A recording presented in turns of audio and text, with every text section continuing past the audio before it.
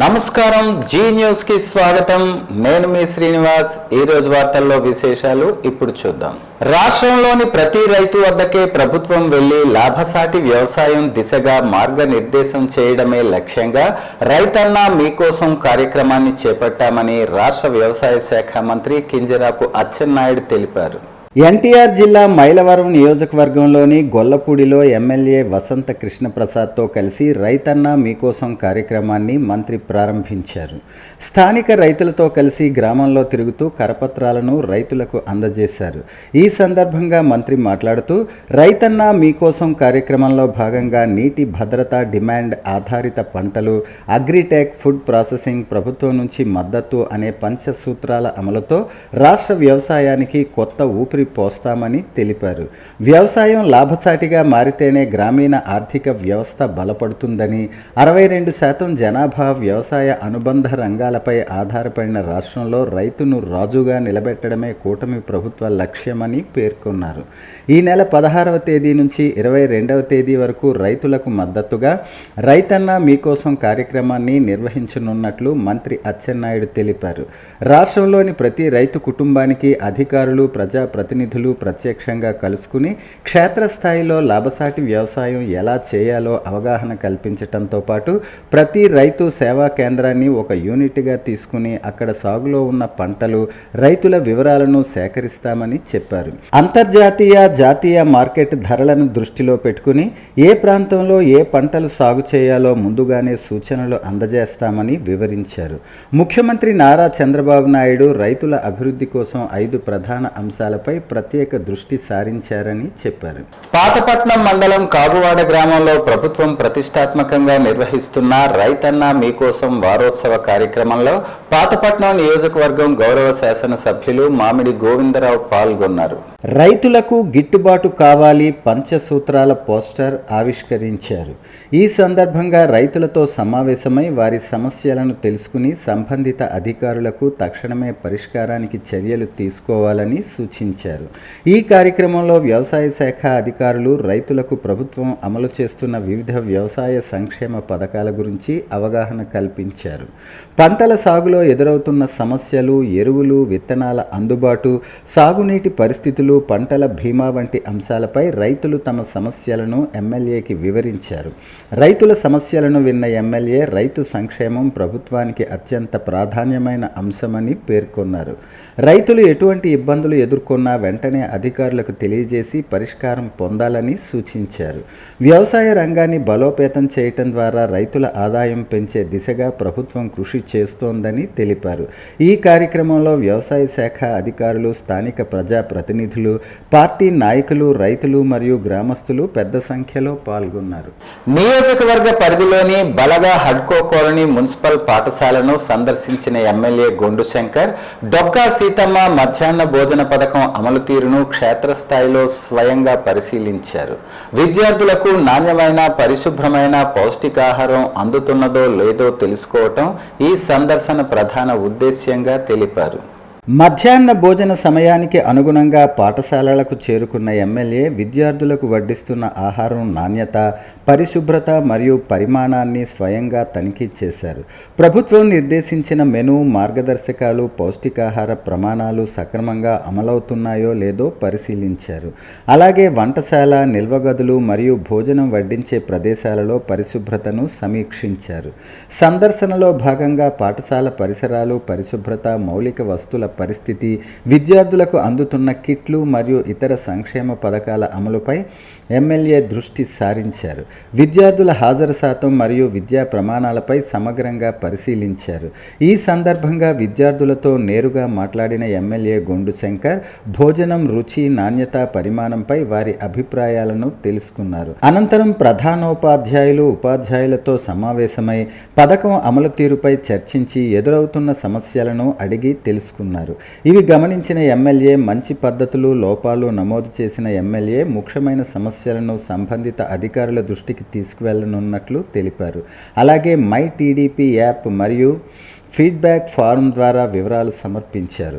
విద్యార్థుల ఆరోగ్యం, విద్యాభివృద్ధి కోసం ప్రభుత్వం అమలు చేస్తున్న మధ్యాహ్న భోజన పథకాన్ని మరింత సమర్థవంతంగా అమలు చేయడానికి కృషి చేస్తామని ఎమ్మెల్యే పేర్కొన్నారు.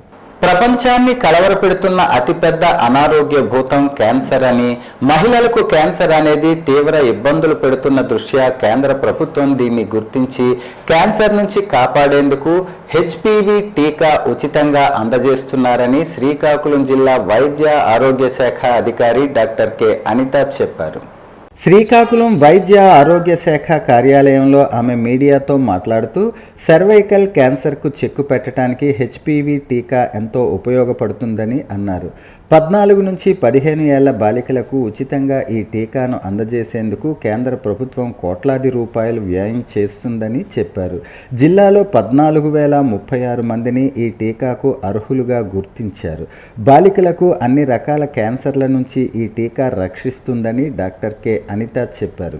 ప్రస్తుతం 9వ తరగతి చదువుతున్న విద్యార్థులను గుర్తించి ఈ టీకా వేస్తున్నామని, 100 రోజుల ప్రణాళిక సిద్ధం చేసి జిల్లా వ్యాప్తంగా ఈ నెల 10వ తేదీ నుంచి టీకా వేస్తున్నామని చెప్పారు. జిల్లాలో ఉన్న 14 నుంచి 15 ఏళ్ల వయసు కలిగిన బాలికలు ఈ టీకాను వేసుకుని క్యాన్సర్ బారిన పడకుండా ఉండాలని ఆమె సూచించారు. స్త్రీలలో వచ్చే గర్భాశయ ముఖద్వార క్యాన్సర్ నివారణ కొరకు వేస్తున్న హెచ్పివి వ్యాక్సిన్ గురించి చెప్పడానికి మేము ముందుకొచ్చాను. మరి మన గౌరవ ప్రధానమంత్రి గారు మరి అదే టైంలో వర్చువల్గా మన గౌరవ ముఖ్యమంత్రి గారు, మన ఆరోగ్య శాఖ మంత్రి గారు మరియు ఇతర మా రాష్ట్ర అధికారులందరూ కలిసి మరి మన ఈ వ్యాక్సిన్ని ఒకేసారి దేశవ్యాప్తంగా మరి వ్యాక్సిన్ని రిలీజ్ చేయడం జరిగింది. ఈ వ్యాక్సిన్ని మరి గర్భాశయ ముఖద్వార క్యాన్సర్ రాకుండా వేయటం జరుగుతుంది.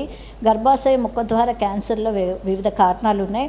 అందులో HPV human papilloma virus 16 and 18 strains అనేది చాలా ఎక్కువగా కారణం అవటానికి అవకాశం ఉంది. సో ఇది రాకుండా మనం నివారించడానికి హెచ్పివి వైరస్ వలన వచ్చే గర్భాశయ ముఖద్వార క్యాన్సర్ నివారించడానికి ఈ హెచ్పివి వ్యాక్సిన్ని మనం గవర్నమెంట్ ఉచితంగా ప్రవేశపెట్టడం జరిగింది. ఈ హెచ్పివి వ్యాక్సిన్ని 14 సంవత్సరాలు నిండి మరియు 15వ సంవత్సరం పుట్టినరోజు జరుపుకొని ప్రతి ఆడబిడ్డకు ప్రస్తుతం ఇది సింగిల్ డోస్లో మనం వేయటం జరుగుతుంది. మన జిల్లా వ్యాప్తంగా మనకి 14,000 మంది పిల్లలు మనకి ఈ 14 సంవత్సరాలు నిండిన వారు మనకి జిల్లా వ్యాప్తంగా ఉండటం జరిగింది. వారికి వేయటానికి మనకి 7,000 డోసుల యొక్క వ్యాక్సిన్ మన జిల్లాకి రావటం జరిగింది. అది మనం వ్యాక్సిన్ ఈ నెల 10వ తారీఖున మన జిల్లాలో వ్యాక్సిన్ వేయటం కూడా మనం మొదలు పెట్టడం జరిగింది. మన గౌరవ మరి ఆ ఇన్ఛార్జ్ కలెక్టర్ గారు ఆ రోజు మరియు అదేవిధంగా మన గౌరవ లోకల్ ఎమ్మెల్యే శ్రీ గొండు శంకర్ గారు ఆధ్వర్యంలో మన జిల్లాలో మనం స్టార్ట్ చేయడం జరిగింది. మన గౌరవ జిల్లా మంత్రి గారు కూడా తమ సహకారాన్ని మరి ఈ విషయంలో అందజేసినందుకు వారికి కృతజ్ఞతలు తెలియజేస్తున్నాము. మరియు అదేవిధంగా మరి పిల్లలందరిలో ఈ కాశీబుగ్గ జిల్లా పరిషత్ ఉన్నత పాఠశాలలో మంగళవారం మధ్యాహ్నం స్థానిక ఎమ్మెల్యే గౌతు శిరీష ఆకస్మిక తనిఖీ చేశారు. అనంతరం విద్యార్థులతో కూర్చొని డొక్కా సీతమ్మ మధ్యాహ్న భోజనాన్ని రుచి చూసి సంతృప్తి వ్యక్తం చేశారు. కూటమి ప్రభుత్వం పాఠశాల విద్యార్థులకు అందిస్తున్న పౌష్టికాహారాన్ని అందుతుందో లేదో విద్యార్థులను అడిగి తెలుసుకున్నారు. ఈ సందర్భంగా ఆమె మాట్లాడుతూ కూటమి ప్రభుత్వం విద్యార్థులకు అన్ని విధాలుగా పెద్దపీట వేస్తుందన్నారు. ఎన్నికల ప్రచారంలో భాగంగా ప్రతి విద్యార్థికి 15,000 ఇస్తామన్న విధంగా ఇవ్వటం జరిగిందన్నారు. ప్రత్యక్ష దైవం ఆరోగ్య ప్రదాత శ్రీ సూర్యనారాయణ స్వామివారి ఈ రోజు కృష్ణాంగారక చతుర్దశి సందర్భంగా ఉదయం అనివెట్టి మండపంలో స్వామివారికి శివ పంచాయతన సహిత మహాలింగార్చన కార్యక్రమం నిర్వహించారు. ఆలయ ప్రధాన అర్చకులు శ్రీ ఇప్పిలి శంకర శర్మ ఈ కార్యక్రమం నిర్వహించారు. ఈ సందర్భంగా ఆయన ప్రతి కృష్ణాంగారక చతుర్దశి నాడు ఆలయ అనివెట్టి మండపంలో శివ పంచాయతన సహిత మహాలింగార్చన కార్యక్రమం నిర్వహించటం జరుగుతుందన్నారు. ఈ కార్యక్రమంలో పాల్గొన్న వారికి సకల శుభాలు కలుగుతాయని ఆయన తెలిపారు. శ్రీకాకుళం నగరపాలక సంస్థలో అధికారులు తొలగించిన శానిటరీ ఇన్స్పెక్టర్ను వెంటనే విధుల్లోకి తీసుకోవాలని కోరుతూ పారిశుధ్య కార్మికులు మేస్త్రీలు మంగళవారం ఉదయం 5 గంటల నుంచి విధులు బహిష్కరించి శ్రీకాకుళం నగరపాలక సంస్థ కార్యాలయం వద్ద నిరసన చేపట్టారు. AP municipal workers and employees federation CITU Srikakulam నగర కమిటీ ఆధ్వర్యంలో ఆందోళన నిర్వహిస్తున్న కార్మికులకు సిఐటియు జిల్లా ప్రధాన కార్యదర్శి పి తేజేశ్వరరావు సంఘీభావం తెలిపారు. ఈ సందర్భంగా ఆయన మాట్లాడుతూ నగరంలో ఓ ప్రాంతంలో డయేరియా ప్రబలితే శానిటేషన్ ఇన్స్పెక్టర్గా విధులు నిర్వహిస్తున్న ఎన్ శరత్ని బాధ్యులుగా చేస్తూ విధుల నుంచి తొలగించారని ఆవేదన వ్యక్తం చేశారు. డయేరియా వ్యాప్తించడానికి తాగునీటిలో బ్యాక్టీరియా కారణమని స్పష్టంగా తెలిసినప్పటికీ జబ్బు ఒకటైతే మందు మరొకటన్న చందంగా ప్రభుత్వం వ్యవహరించిందని విమర్శించారు. పగలనక రాత్రనక కష్టపడి పనిచేస్తున్న శానిటేషన్ ఇన్స్పెక్టర్లను కార్మికుల సేవలు గుర్తించకుండా వారి పట్ల అధికారులు కక్షపూరితంగా వ్యవహరిస్తున్నారని అన్నారు. చిరుద్యోగులపై అక్రమ తొలగింపు సరికాదని, దీనిపై జిల్లా మంత్రి స్థానిక ఎమ్మెల్యే చొరవ తీసుకుని పరిష్కారం చేయాలని డిమాండ్ చేశారు. తొలగించిన శానిటరీ ఇన్స్పెక్టర్ని విధుల్లోకి తీసుకోకుంటే పోరాటాలు మరింత ఉధృతం చేస్తామని హెచ్చరించారు. ఎవరైతే మేస్త్రిగా ఉన్నటువంటి కుర్రవాడిని ఇన్స్పెక్టర్ ఇన్ఛార్జిగా చేసి ఇప్పటిదాకా విధులు నిర్వర్తిస్తున్నాడు, ఆ అబ్బాయికి విధులు నిర్వర్తిస్తున్నాము ఇచ్చే టైముల్లో శాసనాధికారి గారు జేసీ గారు వచ్చి ఆయనకు మీ వర్క్ పట్ల మీకు విధిస్తున్నామని చెప్పి ఆయనకు విధుల నుంచి తొలగించే ఆర్డర్ చేయించారు. ఆయన దాన్ని మేము యూనియన్గా అడిగాము, ఇది కరెక్ట్ కాదు సార్, ఆయన విధుల్లో ఉన్నప్పుడు మీరు వెళ్ళి ఇలా చేయడం సరైన పని కాదని కలిసి మా ఎంఎస్ఓ గారితో మాట్లాడాము. ఎంఎస్ఓ గారు 10 రోజుల్లో తేలుస్తామన్నారు. 10 రోజులు కాదు 18 రోజులు కావస్తుంది. మా సమస్య అయితే తీరలేదు. ఒక అబ్బాయిని విధుల నుంచి తొలగించి తీసుకెళ్ళడం చాలా అమానుషం. కాబట్టి పారిశుద్ధ్య వర్కర్లు కూడా మేస్త్రులుగా మద్దతు ఇస్తూ మేము కూడా దాన్ని సంఘీభావం తెలుపుతూ 2 రోజులు మనం గతకాలం ఒకరోజు సమ్మె చేసాము, ఆ తర్వాత ఈ రోజు కూడా సమ్మె చేయించాము. పనులు బంద్ చేసుకుని మున్సిపల్ బయట ఇచ్చాము. ఉన్నత అధికారి ఎవరైతే జేసీ గారు ఉన్నారో, అలాగే ఎంఎస్ఓ గారు కానీ ఏ మున్సిపల్ అధికారులు కానీ కలెక్టరేట్ నుంచి ఏ అధికారులు కానీ వచ్చి వర్కర్ లీడర్లతో కానీ కనీసం సంప్రదింపులు చేయకుండా ఇప్పటివరకు కాలయాపన చేస్తూ ఆ పిల్లవాడిని అలా గాలిలో పెట్టడం చాలా దుర్మార్గం. ఈ దుర్మార్గాన్ని ఖండిస్తూ మేము ఈరోజు చేసిన ఈ ధర్నా మూలంగా మా పరిష్కారం కాని నాడు మరి ఏ పోరాటాలకైనా సిద్ధపడదామని మేము పారిశుద్ధ్య వర్గాలు మాట ఇవ్వడం జరిగింది.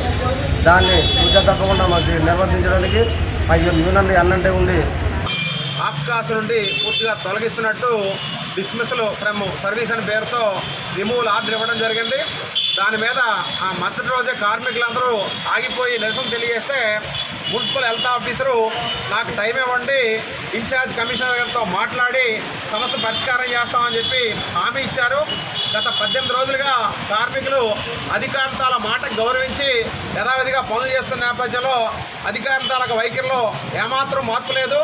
ఈరోజు రాత్రి పగలు పనిచేస్తున్నటువంటి మున్సిపల్ కార్మికులు కానీ శానిటరీ ఇన్స్పెక్టర్ తాలూకా సేవల్ని ఇంతవరకు ఉపయోగించుకొని ఈరోజు ఎటువంటి సంబంధం లేనటువంటి శానిటరీ ఇన్స్పెక్టర్ని విధుల నుండి తొలగించడాన్ని సిఐటిగా తీవ్రంగా ఖండిస్తున్నాం.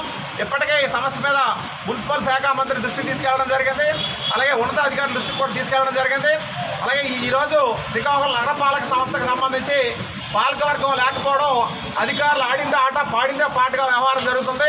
ఈరోజు ఎకోలీ బ్యాక్టీరియా వల్ల డయేరియా ప్రబలి చనిపోయారని చెప్పి అధికారులు ఒకవైపు ప్రకటన చేస్తూ మరొక వైపు శానిటరీ ఇన్స్పెక్టర్ ఏ రకంగా బాధ్యతలు చేస్తారని చెప్పి ప్రభుత్వాన్ని ప్రశ్నిస్తున్నాం. ఈ నియోజకవర్గానికి బాధ్యత వహించినటువంటి ఎమ్మెల్యే కానీ జిల్లా మంత్రి కానీ వెంటనే జోక్యం చేసుకొని నగరపాలక సంస్థ జరుగుతున్న తప్పులు సరిదిద్దాలని చెప్పి కోరుతున్నాం. అలాగే బాధ్యులు ఎవరైనా వాళ్ళ మీద చర్యలు తీసుకోవడం మానేసి ఎంత ఎదిగినా ఒదిగి ఉండే గుణం, సహనం, ఓర్పు ఆయన సుగుణాలు. సత్యసాయిబాబా బోధనలు జీవిత లక్ష్యంగా మార్గంగా స్వీకరించి ఆ బోధనలు నిత్య జీవితంలో ఆచరిస్తూ అరమరికలు లేని జీవనం గడుపుతున్న శ్రీకాకుళం వాసి ప్రముఖ సామాజికవేత్త, అనేక నడక సంఘాల్లో పనిచేసి ప్రస్తుతం స్టార్ వాకర్స్ క్లబ్లో సీనియర్ సభ్యునిగా ఉంటున్న నల్లబాటి కృష్ణమూర్తి దంపతులను మంగళవారం నగరంలో ఆర్ట్స్ కళాశాల ఆవరణలో వివాహం జరిగి నేటికి 50 ఏళ్లు పూర్తి చేసుకున్న సందర్భంగా మంగళవారం అన్ని వాకర్స్ క్లబ్స్ కలిసి సంయుక్తంగా సత్కరించారు. సూర్య వాకర్స్ క్లబ్ ద్వారా 3 దశాబ్దాల క్రితం నడక ప్రారంభించి నేడు స్టార్ వాకర్స్ క్లబ్లో క్రియాశీలక సభ్యునిగా వ్యవహరిస్తూ అనేక సామాజిక సేవల్లో నిరంతరం నిమగ్నమవుతూ అందరి అభిమానాన్ని సంపాదించుకున్న కృష్ణమూర్తి ధన్యులని వక్తలు కొనియాడారు. స్టార్ వాకర్స్ క్లబ్ ఆధ్వర్యంలో ఏర్పాటు చేసిన 50 ఏళ్ల వివాహ బంధం ఒక అరుదైన అవకాశమని, ఎన్నో పుణ్యకార్యాలు చేసుకునే దంపతులకు ఈ అవకాశం దొరుకుతుందని వాకర్స్ ఇంటర్నేషనల్ సంస్థ ప్రతినిధులు Gedela Indiraprasad, PG Gupta, S Joginaidu, doctor K Pandurangarao, IK Rao, Gedela Lakshmi, రాడ కైలాసరావులు అన్నారు. 3 దశాబ్దాల నుంచి నడక ఉద్యమంలో చురుకుగా పనిచేస్తూ 75 ఏళ్ల వయస్సులో నవ యవ్వన యువకునిలా అందరినీ చిరునవ్వుతో పలకరించే నల్లబాటి కృష్ణమూర్తి అజాత శత్రువుగా పేరుగాంచారన్నారు. సత్యం, ధర్మం, ప్రేమ, శాంతి అనే సత్య సాయిబాబా బోధనలు తన జీవిత లక్ష్యంగా మార్గంగా స్వీకరించి నిత్య జీవితంలో ఆచరిస్తూ ఆధ్యాత్మికవేత్తగా విరాజిల్లుతున్నారని పలువురు ప్రముఖులు ప్రశంసలు కురిపించారు. వాకర్స్ ఇంటర్నేషనల్ సంస్థ కోఆర్డినేటర్ శేషప్ జోగినాయుడు మాట్లాడుతూ కృష్ణమూర్తి దంపతులు సమాజానికి అందించే సేవలు గుర్తించి 1992లో అఖిల భారత స్వర్ణకార సంఘం ఢిల్లీలో స్వర్ణభూషణ్ అవార్డు ఇచ్చి సత్కరించారని, అదేవిధంగా దేశంలో అత్యున్నత స్థాయి పురస్కారం 1995 మార్చి 15న నాటి రాష్ట్రపతి జ్ఞాని జైల్ సింగ్ చేతుల మీదుగా ఇందిరా ప్రియదర్శిని అవార్డును అందుకున్నారని చెప్పారు. వీటితో పాటు అనేక స్వచ్ఛంద సంస్థలు, ప్రభుత్వ సంస్థలు అనేక అవార్డ్స్ ఇచ్చి కృష్ణమూర్తిని సత్కరించాయి. ఈ అభినందన సత్కార సభలో పవనపుత్ర వాకర్స్ క్లబ్ ప్రతినిధులు, స్టార్ వనిత వాకర్స్ క్లబ్ ప్రతినిధులు, 7 స్టార్ వాకర్స్ క్లబ్ ప్రతినిధులు పెద్ద ఎత్తున పాల్గొన్నారు. వివిధ సేవా సంస్థలు, నగరంలో ఉన్న నడక సంఘాలు అన్నీ కలిసి నల్లబాటి కృష్ణమూర్తి, విజయలక్ష్మి దంపతులను ఘనంగా సత్కరించి సమాజానికి వారు అందించే సేవలు వెనకట్టలేనివని కొనియాడారు. ఈ కార్యక్రమంలో స్టార్ వాకర్స్ క్లబ్ అధ్యక్షులు గోలి ఉమామహేశ్వరరావు, సభ్యులు Gaddiboina Krishnarao, D Krishnarao, Palakollu Suryarao, Tirupati, M Mallibabu, star Vanitha Sangham ప్రతినిధులు పాల్గొన్నారు. నా మీద అభిమానించి మన Surya star walkers club, Pavanaputra walkers club మిత్రులందరూ కూడా నన్ను అభినందించినందుకు చాలా ధన్యవాదాలు. చాలా అదృష్టవంతుడు నేను, మా దంపతులు. ఎందుకంటే ఇటువంటి కార్యక్రమం జరగడం చాలా అరుదు. కాబట్టి ఈ రోజుని మీ అందరి దయ వల్ల, మీ అందరి అభిమానాల వల్ల ఇంతవరకు కూడా మాకు వాకర్స్ క్లబ్ మెంబర్స్ ఇద్దరు వివాహ జీవితం 50 సంవత్సరాలు గడుపుతున్న దినము ఈవేళ మనందరికీ ఒక అద్భుతమైన దినం. ఇది దేశంలో కాదు, ఎక్కడైనా చాలా అరుదుగా జరుగుతుంది. ఎప్పుడో 100 మందికి వాడుకుని ఇళ్ళకి జరగడం కష్టం. అలాంటిది మా స్టార్ వాకర్స్ క్లబ్ నుంచి వారిద్దరికీ ఈ విధమైనటువంటి 50 సంవత్సరాలు వివాహ జీవితం జరుపుకోవడం అన్నది యువతల పవనపుత్ర వారికి, అలాగే స్టార్ వాకర్స్ క్లబ్కి నిజంగా అది చాలా సంతోషకరమైన విషయం. అయితే ఆయన వనిత వాకర్స్ క్లబ్కి కూడా ఆయన ఆధ్యాత్మికమైన చింతనతో ఎప్పుడూ ఉంటారండి. వాళ్ళిద్దరు కూడా సత్యసాయి భక్తులు. ఎక్కడ ఈ ఊరిలో జరిగినా వారి తాలూకా ఆధ్యాత్మికమైన పార్టిసిపేషన్ ఉంటుంది. మరి అదే వారికి. శ్రీకాకుళం నగరంలోని బలగా డిఎల్టీసీ ఐటీఐ కళాశాల ప్రాంగణంలో మంగళవారం నిర్వహించిన మెగా జాబ్ మేళాకు విశేష స్పందన లభించింది. ప్రముఖ టాటా అడ్వాన్స్ సిస్టమ్ సంస్థ ఆధ్వర్యంలో నిర్వహించిన ఈ కార్యక్రమం జిల్లాలోని నిరుద్యోగ యువతకు ఒక అద్భుత అవకాశంగా నిలిచింది. యువత పెద్ద ఎత్తున తరలివచ్చి రిజిస్ట్రేషన్ చేసుకుని ఇంటర్వ్యూలకు హాజరయ్యారు. ఈ జాబ్ మేళాకు ముఖ్య అతిథిగా హాజరైన స్థానిక ఎమ్మెల్యే గొండు శంకర్ మాట్లాడుతూ యువత భవిష్యత్తు దేశ భవిష్యత్తుతో ముడిపడి ఉందని, వారికి సరైన దిశలో మార్గనిర్దేశం చేయటం సమాజ బాధ్యతని అన్నారు. ప్రస్తుతం విద్యార్హతలతో పాటు నైపుణ్యాలు కూడా ఎంతో ముఖ్యమని, ఉద్యోగ అవకాశాలను పొందటానికి యువత నిరంతరం తమ సామర్థ్యాలను పెంపొందించుకోవాలని సూచించారు. ప్రభుత్వం మరియు ప్రైవేట్ సంస్థలు కలిసి యువతకు ఉపాధి అవకాశాలు కల్పించేందుకు కృషి చేస్తున్నాయని, ముఖ్యంగా గ్రామీణ ప్రాంతాల యువత కూడా ఇలాంటి అవకాశాలను సద్వినియోగం చేసుకోవాలని పిలుపునిచ్చారు. ఉద్యోగం కోసం ఎదురు చూడటం కాకుండా వచ్చిన ప్రతి అవకాశాన్ని పట్టుకోవాలి. చిన్న ఉద్యోగంతో ప్రారంభించి పెద్ద స్థాయికి ఎదగాలని యువతకు ప్రేరణాత్మక సందేశం ఇచ్చారు. ఈ జాబ్ మేళాలో టాటా సంస్థ ప్రతినిధులు పాల్గొని అభ్యర్థుల విద్యార్హతలు, నైపుణ్యాలను పరిశీలించి ఇంటర్వ్యూలు నిర్వహించారు. పలు విభాగాలకు చెందిన ఉద్యోగాల కోసం ఎంపిక ప్రక్రియ చేపట్టారు. పైగా ఇచ్చారంటే మన జిల్లా వాసి అనేది తెలియడం నాకు కూడా చాలా హ్యాపీ అనిపించింది. ఆయన కూడా అదే అభిమానంతో ఇక్కడికి రావడం. సో ఈ అవకాశాన్ని మీరు వినియోగించుకొని ఈ ఇంటర్వ్యూ అటెండ్ అయిన తర్వాత మ్యాక్సిమం మిమ్మల్ని తీసుకుంటారనే ఆశాభావం నేను వ్యక్తం చేస్తున్నాను. అబ్బాయిలు అయితే ITI, fitter, next diploma, mechanical వాళ్ళు కూడా ఎలిజిబిలిటీ ఉంది. ఇంకా మీ ఫ్రెండ్స్ ఎవరైనా ఉంటే ఎప్పుడైనా ఫోన్ చేసి వాళ్ళు కూడా రమ్మని జాయిన్ అవ్వమానండి. వీలైనంత మందిని ఎక్కువ మందిని తీసుకుంటారు. హైదరాబాద్లో వాళ్ళ దగ్గర ఏదైతే ఏరోనాటికల్ సంబంధించిన ఫ్యాక్టరీ ఉంది, ఇంకా వెపన్స్కి సంబంధించి తయారు చేసినటువంటి ఫ్యాక్టరీస్ ఉన్నాయి. వీటన్నిటిలో మనకి స్కిల్ డెవలప్మెంట్ ఇప్పుడు మిమ్మల్ని తీసుకొని ఇక్కడ వాళ్ళే హాస్టల్స్ కూడా వాళ్ళే ప్రొవైడ్ చేస్తారు కదా. బయట ఉండాలి కానీ అక్కడ జాబ్ సెక్యూరిటీ, యూనిఫామ్స్ ఇవన్నీ వాళ్ళే ప్రొవైడ్ చేస్తారు. తర్వాత అందులో ఒకసారి జాయిన్ అయితే మన స్కిల్స్ డెవలప్ చేస్తారు వాళ్ళే, ట్రైనింగ్ ఇచ్చి.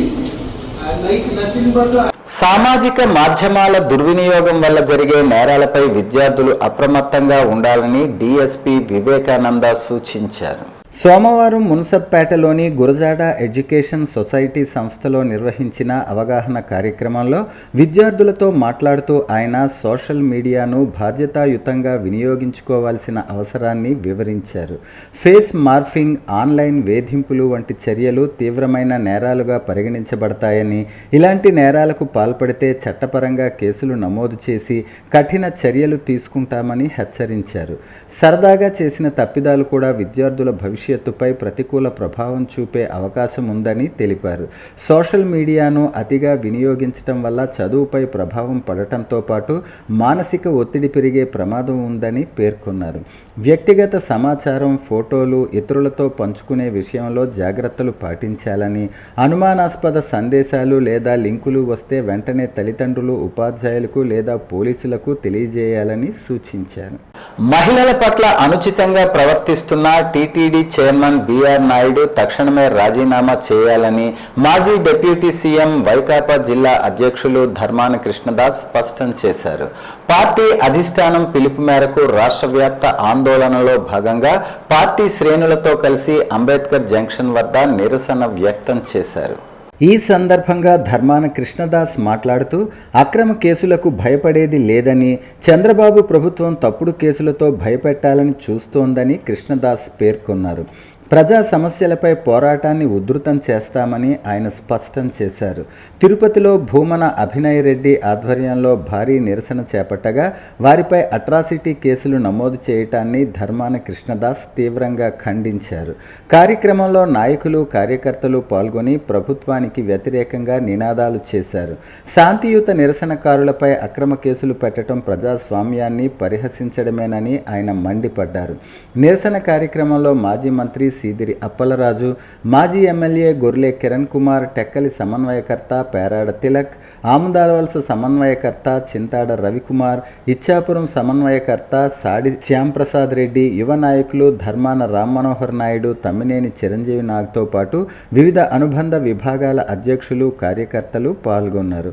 ప్రభుత్వం ఎన్ని అడ్డంకులు సృష్టించినా ప్రజల పక్షాన నిలబడతామని ఈ సందర్భంగా నేతలు పునరుద్ఘాటించారు. రాష్ట్ర వ్యాప్తంగా టీటీడీ చైర్మన్గా కొనసాగుతున్నటువంటి బిఆర్ నాయుడు గారి అనైతిక ప్రవర్తన, అలాగనే ఆయన అనైతిక ప్రవర్తన పైన ప్రశ్నించినటువంటి వ్యక్తుల మీద దాడులు మరియు అక్రమ నిర్బంధం. రాష్ట్ర ప్రజలందరూ కూడా ఒక విషయం గమనించాలని కోరుతూ ఉన్నారు. ఇలాంటి అనైతిక ప్రవర్తన కలిగినటువంటి వ్యక్తి టీటీడీ చైర్మన్గా కొనసాగే అర్హత ఉందా అని నేను అడుగుతా ఉన్నాను. ఇదేదో టీవీ5 యజమాని కాబట్టి, తెలుగుదేశం పార్టీకి టీవీ5 కొమ్ము కాస్తుంది కాబట్టి అందుకని మాకు ఈయన మీద కోపం కాదు. టీటీడీ చైర్మన్గా కొనసాగాలి అంటే కొన్ని బేసిక్ నార్మ్స్ ప్రవర్తన విషయంలో కానీ, క్రమశిక్షణ విషయంలో కానీ, కమిట్మెంట్ విషయంలో కానీ, ధార్మికమైనటువంటి అంశాలను కాపాడేటటువంటి అంశంలో కానీ ఒక పద్ధతి కలిగినటువంటి వ్యక్తులే ఆ పదవికి అర్హులని మేము అందరం భావిస్తున్నాం, రాష్ట్ర ప్రజలందరూ కూడా. కానీ తను చేసినటువంటి ఒక నీచమైన అనైతికమైనటువంటి పనిని సైతం కవర్ చేసుకోవడం, ఏ వీడియోలోని అబద్ధాలు చెప్పడం, రాష్ట్రంలో ప్రజలు కూడా సిగ్గుపడేటటువంటి కార్యక్రమం జరిగింది. తిరుపతిలో వైఎస్ఆర్ పార్టీ శ్రేణులు బిఆర్ నాయుడు గారిని తిరుపతి టీటీడీ చైర్మన్గా అనర్హుడు, ఆయన చేసేటటువంటి క్రియలని చాలా తప్పుగా జరుగుతున్నాయి, ఆయన టీటీడీ పదవిని తొలగించాలని చెప్పి చేసినటువంటి తిరుపతిలో చేసిన సంఘటనకి మరి దాన్ని తెలుగుదేశం గూండాలు దానిపై దాడి చేసి అనైతికంగా మరి మహిళలను కూడా జుగుత్సాకరంగా మరి హేయమైనటువంటి భాషలో మాట్లాడి మరి వైఎస్ఆర్ పార్టీ కార్యకర్తల్ని దారుణంగా దాడులు చేసి వాళ్ళపై అక్రమ కేసులు బనాయించినటువంటి వైనానికి వ్యతిరేకంగా రాష్ట్రంలో అన్ని జిల్లా కేంద్రాల్లో కూడా వైఎస్ఆర్ పార్టీ శ్రేణులు ఈవేళ నిరసన తెలియజేస్తున్నాయి. అందులో భాగంగా శ్రీకాకుళంలో కూడా వైఎస్ఆర్ పార్టీ జిల్లా అన్ని ముఖ్య నాయకులందరూ కూడా హాజరై మరి నిరసన తెలియజేస్తూ బిఆర్ నాయుడు గారిని వెంటనే తిరుపతి టీటీడీ చైర్మన్గా అనర్హుడిగా ప్రకటించాలని చంద్రబాబు నాయుడిని కోరుతూ మరి ఆయన మద్దతు పలుకుతున్నటువంటి చంద్రబాబు నాయుడు గారి గుణం ప్రధాని తెలియజెప్పి జిల్లా కేంద్రంలోని డిఎంఎన్హెచ్ఓ కార్యాలయాన్ని సోమవారం రాత్రి హెల్త్ అసిస్టెంట్లు ముట్టడించారు.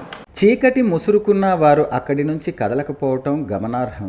గ్రేడ్ 3గా ఉన్న తమను గ్రేడ్ 2కు పదోన్నతి కల్పించడంలో జిల్లా అధికారులు నేతలు విఫలమయ్యారని, తమ ప్రమోషన్లను నిర్దాక్షణ్యంగా ఆపేశారని జిల్లాలో వివిధ పిహెచ్సిల్లో పనిచేస్తున్న హెల్త్ అసిస్టెంట్లు ఆందోళన నిర్వహించారు. 2019 అక్టోబర్లో రెగ్యులర్ ప్రాతిపదికన రూల్ ఆఫ్ రిజర్వేషన్ ప్రకారం రిక్రూట్ అయిన 154 మంది హెల్త్ అసిస్టెంట్లు గ్రేడ్ 3 ఉద్యోగులుగా కొనసాగుతున్నారు. రాష్ట్ర ప్రభుత్వం 2024 అక్టోబర్లో అన్ని జిల్లాల్లో ఉన్న హెల్త్ అసిస్టెంట్లను గ్రేడ్ 2 ఉద్యోగులుగా ప్రమోషన్లు కల్పిస్తూ జీవో విడుదల చేసింది. అన్ని జిల్లాల్లోనూ 2024 నవంబర్లో ఈ ప్రక్రియ జరిగినా మన జిల్లాలో ఉన్న 154 మంది రోస్టర్ ఫైల్ సక్రమంగా సిద్ధం చేసేలా అధికారులు ప్రమోషన్ కల్పించడంలో విఫలమయ్యారు. నవంబర్ 30న వెబ్ కౌన్సిలింగ్ పేరిట పిలిపించి లిస్టు మొత్తం సిద్ధం చేసి అధికారులు డిసెంబర్ 1కి ప్రమోషన్ లిస్ట్ ఆగిపోయిందని చెప్పుకోవడంతో అవాక్కయ్యామని, ఆ రోజు నుంచి అధికారుల చుట్టూ తిరుగుతున్న తమ బాధ వినలేదని వారు ఆవేదన వ్యక్తం చేశారు.